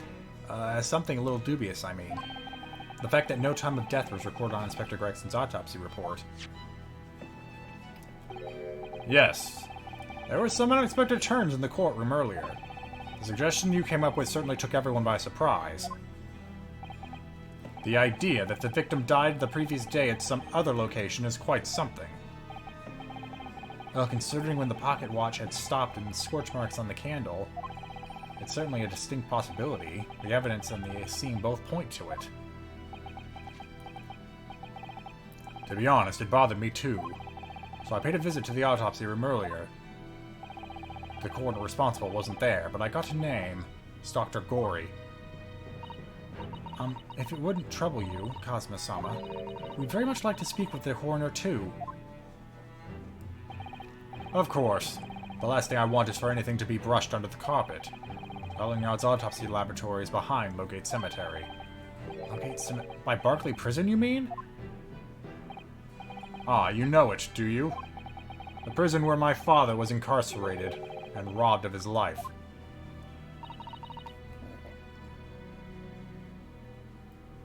Kazuma-sama. Well, thank you. We'll pay a visit to the laboratory later today. Or I guess right effing now. Ryunosuke! I want to thank you. What for? For this. You safeguarded the soul of the Sogi clan. Well, it is a famous sword that's been in your family for generations. My only slight regret is that I never got a chance to draw it before I returned it to you. Karuma is said to have been forged by a master swordsmith during the Sengoku Warring States period. I come from a long lineage of warriors, many of whom were expert swordsmen. How did you escape the Tokugawa shogunate depriving you of swords? You just keep that one? Whatever. Well then, you're a chip off the old block, I'd say. This blade, Karuma, is the symbol of the Sogi clan's honor and might. Apparently, one of my father's apprentices even took the blade's name for a surname. Really? Karuma. That sounds formidable, that's for sure. 16 years ago, when my father was a visiting student here in London, he had his sword forever at his side. Which is why it means so much to me to have it by my side again now, too. And that is all thanks to you. It was an honor. I mean, I thought about throwing it off into the Sea of Japan. Didn't feel right.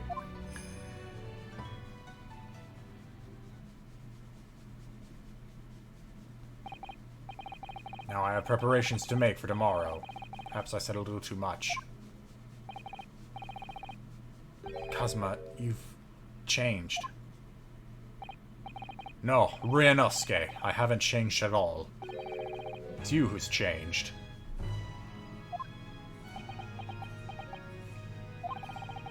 I can completely understand your resentment of Lord Van Zeiks given what happened.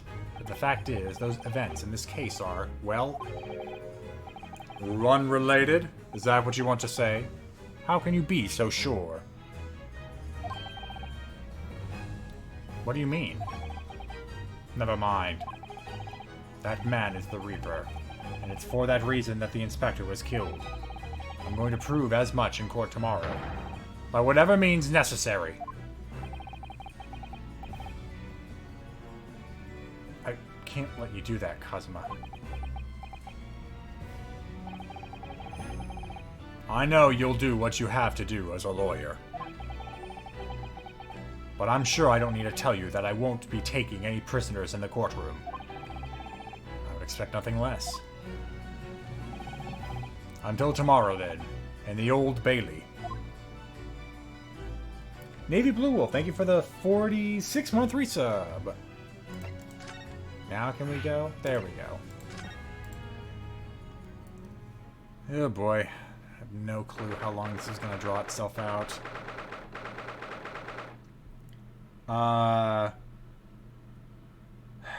Let's see here.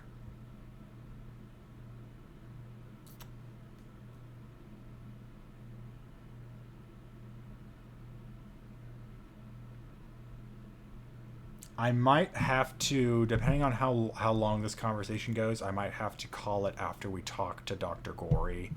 I was hoping we could get to another to be continued, but I do have a hard stop at pretty much 9 o'clock. And also, doing all these deeper voices has ruined my throat. This place really is creepy, isn't it? Well, being a dead room, it's probably full of the spirits of the dissected. But actually, there's a rather pleasing scent of roses in the air. Well, being a dead room, the coroner probably needs a bold scent like that to mask the odor of death. Iris, do you think we could change the subject?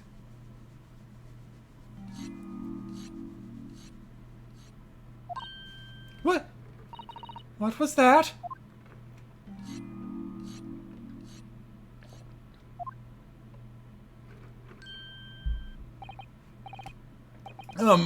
Dr. Gory?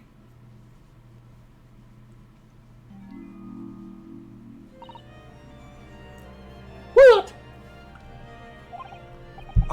That noise before. I was sharpening my tools. I'd be dead meat if I didn't keep perfectly keen edge on them. Right. When following the collagen fires and the dermis, it expertly sharpens the scalpel, cuts like cheese. Would you like a demonstration? Oh yes, please, I'd love to see. Then I think you'll do nicely. Uh-huh, no, I wouldn't do nicely at all. I mean, maybe some other time.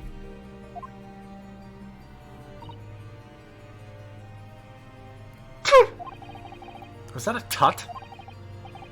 Well, we came here to ask questions, so...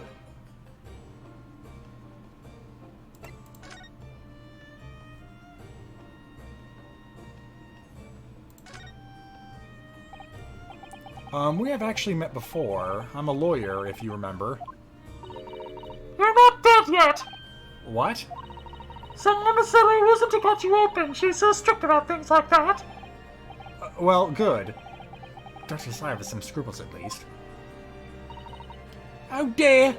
It looks like she's not interested in talking to us for the time being, anyway. For the time being? You mean until we die? Well, that's a way off.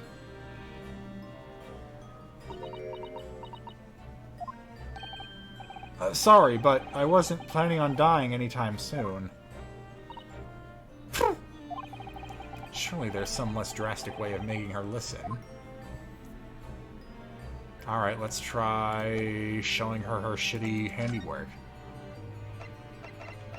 Hey, here's your shitty autopsy report. What do you think about it? Dr. Gory, we actually came here to ask you about this. It was very good. Good? Sorry? His skin didn't snag my blade once and made very little mess.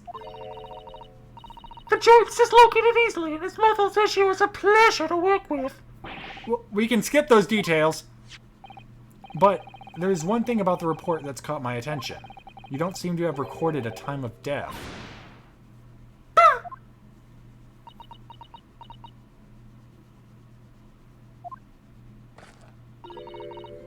It's not my fault! Oh, that made me jump. Then please, tell us what happened.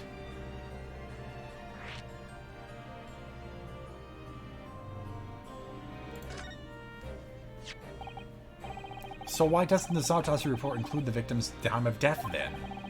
It's really the most crucial detail. I was told not to write it! What? By whom? Mayor Strongheart, Lord Chief Justice, he came here. Lord Strongheart came... He said that from the witnesses' statements about the gunshot and the other evidence, it was obvious. The man clearly died at 5 p.m. on 1st of November when the gunshot was heard. But that's not the time of death you wrote on the report. You didn't write anything. Was there some reason you didn't include it?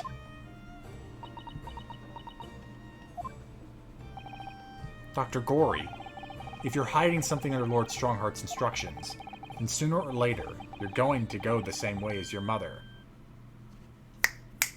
That's right, I'm going there. Give it here, then! What's she scribbling so furiously? There! You've written... What? What's she written? Tell us! Indeterminate. But...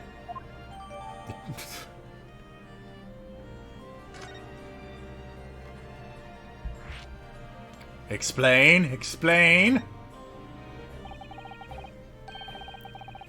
What do you mean by that? Why is the time of death indeterminate? When the specimen was brought in, it was still fresh. The time of death could easily have coincided with when the gunshot was heard. But there was just one small discrepancy. What discrepancy? There was some dried fish in his pocket of the specimen's overcoat. And that fish had started to rot. What? If the victim liked fried fish, he presumably liked to eat it before it went off. Well, yes. What are you really trying to say? It's possible that someone tried to manipulate the apparent time of death. Manipulate the... Is that even possible to do? Theoretically, if you were to chill the body in ice, you could delay the onset of petrifaction. And if the overcoat wasn't on the body at the time, then only the fish would have started to rot. With today's science, it's not yet possible to determine if the body was chilled or not. But today's science advanced enough to let you freeze a corpse, it seems.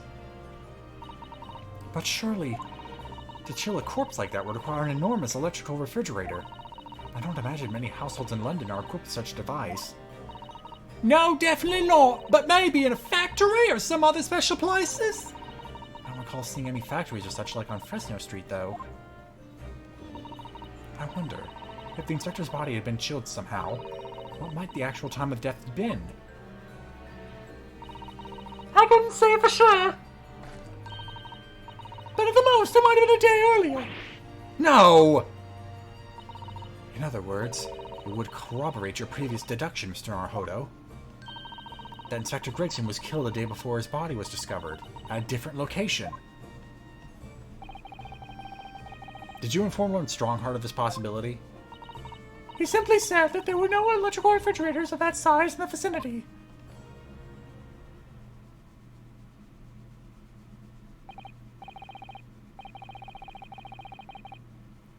Ah yes, one other thing. It's something the governor of Barclay Prison told us. He said that your mother, Dr. Sy, was responsible for confirming the death of the professor after his execution.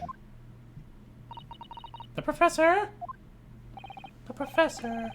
Apparently you always enjoyed listening to your mother's stories about her work, so we were wondering if you might know something about what happened 10 years ago.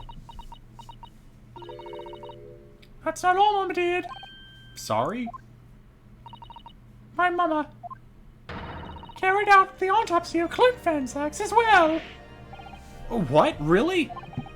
The brother of Lord Van Zeiks, the professor's final victim.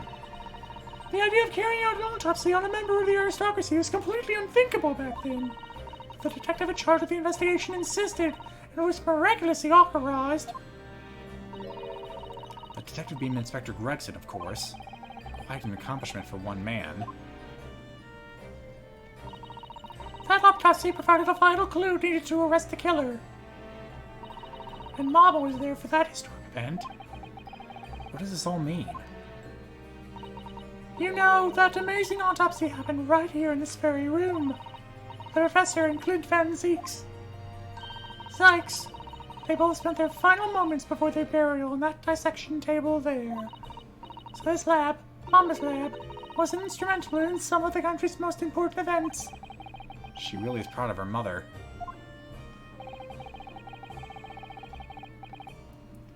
I wonder if you'd tell us more about what exactly happened back then, Dr. Gory?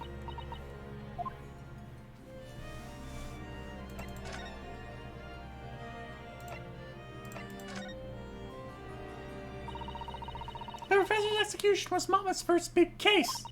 She had to be in attendance at Barclay Prison's execution chamber and signed the certificate to confirm the convict's death. Mama's the best coroner in the world, you know. I was so proud of her. But the execution didn't actually take place. No, and worse still, Mama actually helped with the jailbreak. I didn't want to know. Oh dear. You found out recently, you mean? I believed in her, in Mama, but... now I wonder if I'm starting down the same path as her. You mean because you omitted the time of death on this autopsy report? But that's because Lord Strongheart forbade you from including it. Just like Mama. I'm sure she was coerced by somebody too. Yes, that's my feeling as well.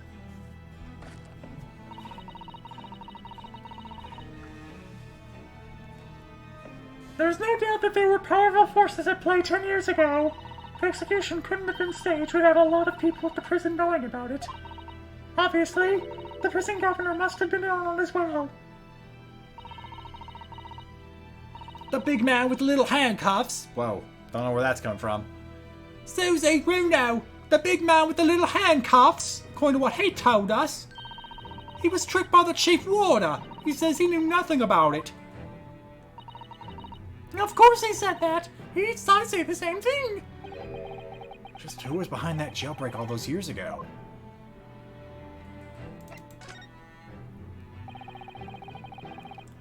You mentioned the autopsy of Clint Van Zeiks. It was at a time when carrying out autopsies of murder victims was very unusual. It's still not a practice that's observed in our country, from even now. It turned out that he was the professor's final victim, and when the autopsy was performed, Mama was present, although only as a secondary assistant. Jerkassa and oh my gosh. Jerkassian Elroy. 24. I'm so sorry if I butchered that screen name, but thank you for the 19-month resub. The person leading the procedure was called Dr. John H. Wilson. That's right, my daddy! And there was one other person present, the primary assistant. He was a visiting student from the Far East. Wait, a visiting student? It must have been my father, Eugene Mikotoba. I had no idea Professor Mikotoba had been involved in something so important. But the outcome of that historic autopsy was the discovery of a vital piece of evidence that led to the capture of the professor. So that's how they came to identify Genshin Sogi as the infamous mass murderer. Do you happen to know anything about that piece of evidence? Can you tell us any more?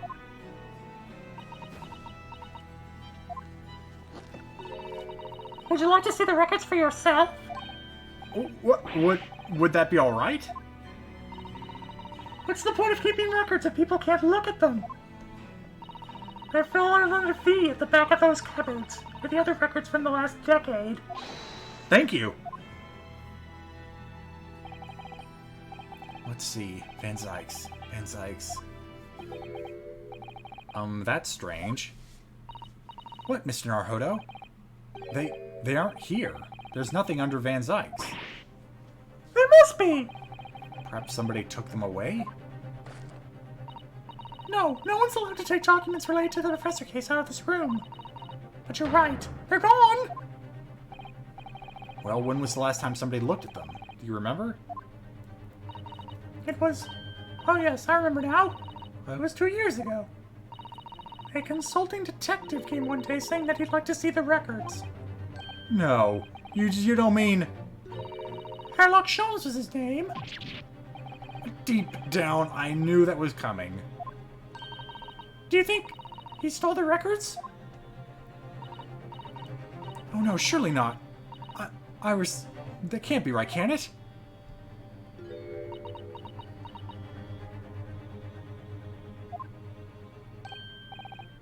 Iris? No one ate dinner that night. Runo. I hope you don't mind, but... What is it, Iris?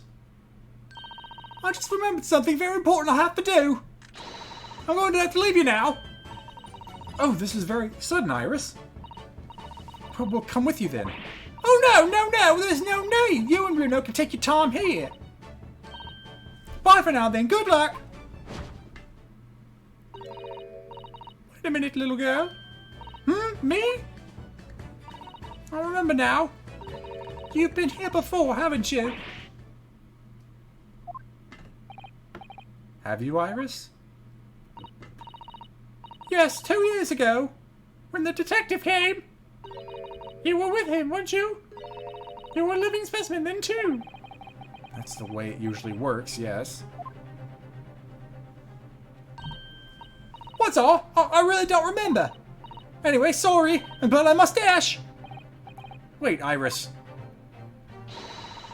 I'll brew up a pot for you when you get home. What's the matter with her? She's behaving really strangely all of a sudden.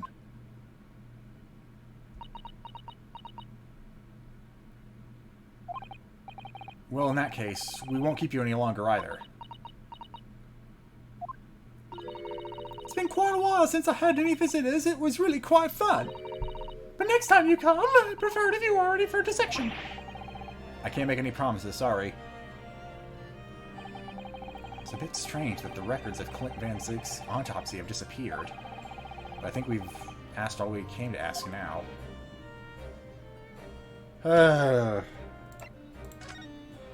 Alright, where do you want me to go now?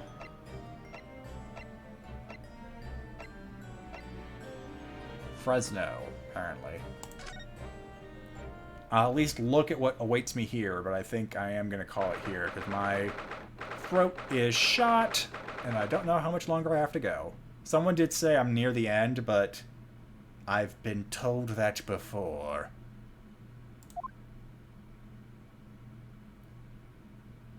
Cops are still here, for some reason. The police are still busily investigating the scene in here. Investigating here, then. But Gina's nowhere to be seen. Where is she? Thank God.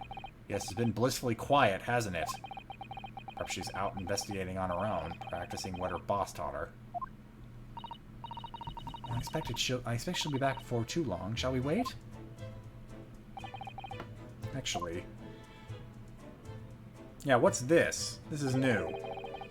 There's something different about this room since the last time we were in here. Isn't there? We could always use the time to investigate more thoroughly.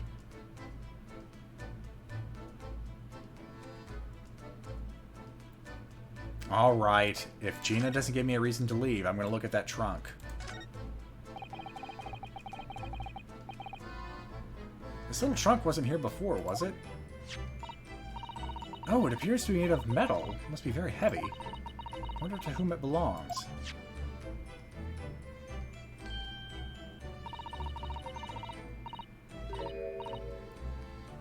There are some initials on the outside. Look. TG. Let's ask one of the policemen if they know how it came to be here. Ugh. Well, that didn't last long, did it? Oh, what do you think you're doing? That's my trunk, that is. Hands off!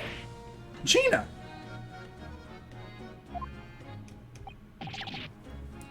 Where were you hiding?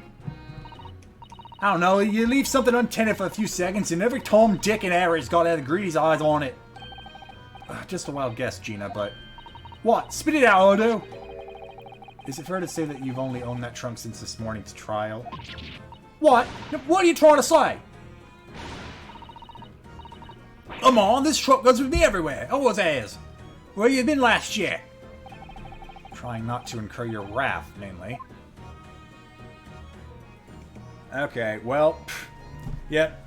I don't have the strength to do my Cockney accent flailing about, so this is going to have to be where we call it, folks. I think I will come back to this tomorrow. Depending on just how much time I have left, it may end up being like a double header with this and Skyrim. But at the very least, I can't go any further tonight. I just can't. You can't make me. But until next time, folks, let me see. I think Nick is still doing Lego Star Wars, so hopefully I can catch him with before he finishes whatever episode he's playing. And he put the door. Alright, so time to vamp for 9 seconds. So like I said, I'll be back tomorrow at the usual time with more of this, and then if this ends early, I'll switch over to Skyrim, the unique double header of a stream. But until then, guys, have a good night. Toodles!